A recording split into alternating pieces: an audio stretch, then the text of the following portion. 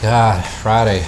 Thank the Lord. Hey, what up, Host Jesse here with Southern Reels. I tell you what, I had a crazy week this week. I almost did something that I think long term I would really have regretted. Just to be honest with you, about a week ago I got this inclination, which I seem to get every year, that I want to buy a boat. I don't know why this hits me. I don't know why. For some reason I feel like if I own a big fancy fishing boat, it'll make me a better fisherman. But I kind of went forward with it last week, end of last week basically, and went to a local dealer, Stroud & Son, down in Edenton. They sell Carolina skiffs in Key West. And was looking at a Key West 21 bay boat, and they actually had one coming in on Monday. I was like, yes, we're gonna do this. Did a credit app, got approved, was super stoked. I was like, man, this is gonna be awesome. And Monday the boat came in, and I just happened to be working down that way, so I stopped in and looked at it, and I was like, holy crap, this thing's huge. And it started hitting me at that point. I'm like, this thing is like 27 foot long from the coupler to the tip of the motor at the back. It's like 8 feet wide, a little over 8 feet wide. Boat, motor, and trailer combined is like 3,700 pounds. I'm like, man, that's gonna be a lot to tow. My closest spot that I normally go fishing at is like, you know, Rudy, Lynn Haven, Bay Bridge, places like that. They're like an hour away pretty much anywhere that I go. That's a lot to be towing back and forth. It's gonna hurt me in fuel costs. You know, basically all the logistics of owning this boat started setting in on me, and I pretty much started talking myself out of it. And I'm kind of glad I did. I'm kind of was right there at the point of signing the papers and said, you know what, I got to step back and think about this. And I went back and forth for a few days and finally decided it just wasn't the thing to do. And I'm glad. I mean, I was already stressing over it, and I didn't even own the thing yet. Anyway, that kind of brought me back to the point of why I went with kayaks to begin with. And you know, it started probably 4 years ago when I got back into fishing. I bought a little bass tracker, thinking I wanted to be a freshwater fisherman. You know, when I was younger, I always dreamed about being a bass master.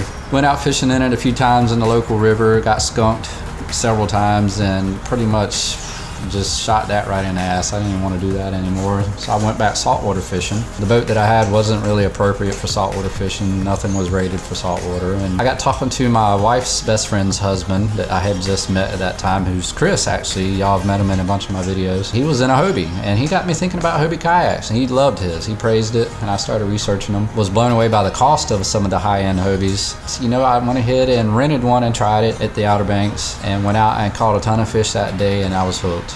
It was just something very personal about the experience, being so close to the water, quiet, stealthy, and I loved it. So I came back that following week, sold my bass tracker in like 3 days on Craigslist, and went out and bought the Hobie that's sitting over there right now that y'all know all too well in my videos.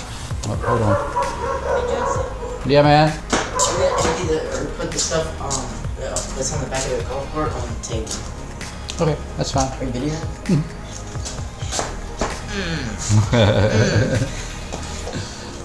That's my boy Cohen. Now, where was I?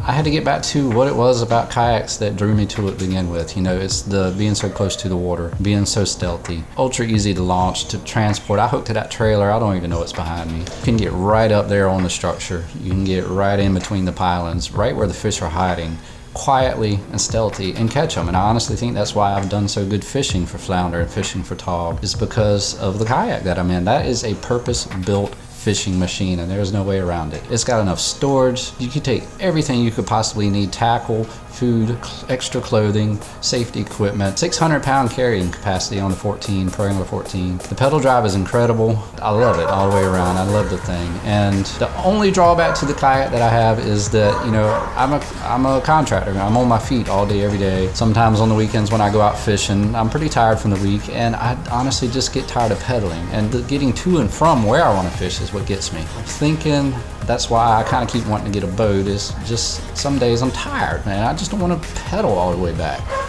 So what I think I'm going to do is try some power options out on it. I'm looking into two that they have. Torqeedo's got one that fits on the back that's pretty sweet. It hooks to your steering and all, folds up out of the way. And also Hobie Evolve Drive, it clicks into the footwell. They're both basically electric trolling motors. They got a lithium battery. They're insanely expensive. They're like $2,000.